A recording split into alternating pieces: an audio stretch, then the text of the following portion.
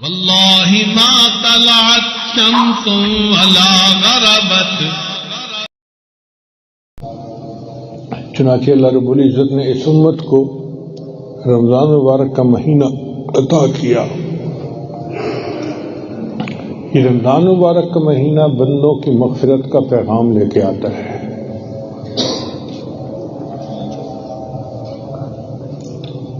کس طرح اللہ تعالیٰ بندے کی مدد فرماتے ہیں آپ ذرا غور کیجئے کہ جبریل السلام آ کر جو بڑے بڑے شیطان ہوتے ہیں ان کو باندھ دیتے ہیں، قید کر دیتے ہیں. وہ امت کے روزے داروں کے روزوں کو خراب نہیں کر سکتے. اب جب بڑے بڑے پہلوان بند گئے تو باقی تو چھوٹے چھوٹے شتونگڑے ہی رہ گئے نا. اس لیے رمضان میں گناہوں سے بچنا نسبتاً آسان ہوتا ہے.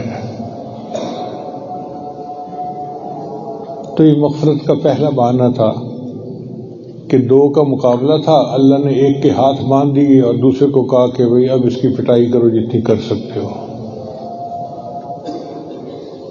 اس کو کہتے ہیں کرنی تھی مغفرت تو بہانے بنا دیے، جنت میں مومنوں کے ٹھکانے بنا دیے. اللہ نے اپنے بندوں کے لیے جنت کے ٹھکانے بنا دیے. اسی حدیث پاک میں آتا ہے کہ رمضان شریف جب آتا ہے تو جنت کو خوشبوؤں کی دھونی دی جاتی ہے، اسے تیار کیا جاتا ہے. بھئی جنت کی خوشبو کی دھونی کیوں دی جاتی ہے؟ اس لیے کہ اللہ اپنے بندوں کو وہاں بھیجنا چاہتے ہیں.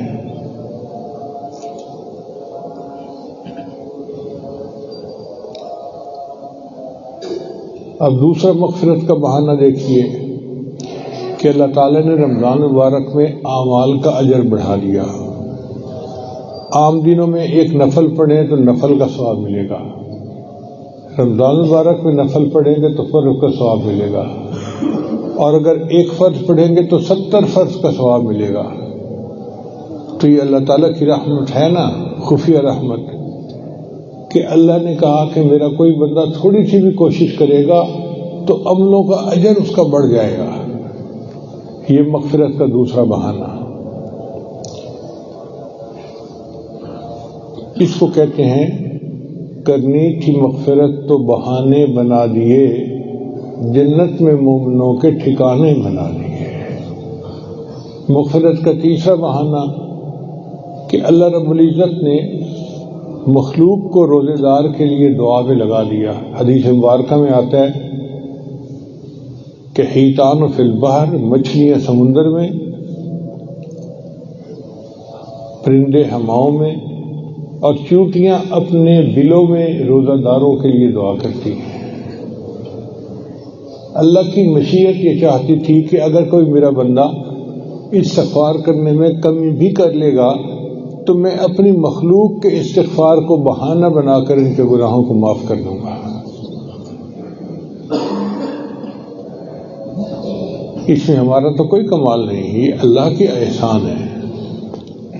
کرنی تھی مغفرت تو بہانے بنا دیے، جنت میں مومنوں کے ٹھکانے بنا دیے. پھر مغفرت کا ایک اور بہانہ کہ وعدہ فرما دیا کہ روزہ دار روزے کے وقت، روزہ افطار کے وقت جو دعا کرے گا قبول کی جائے گی.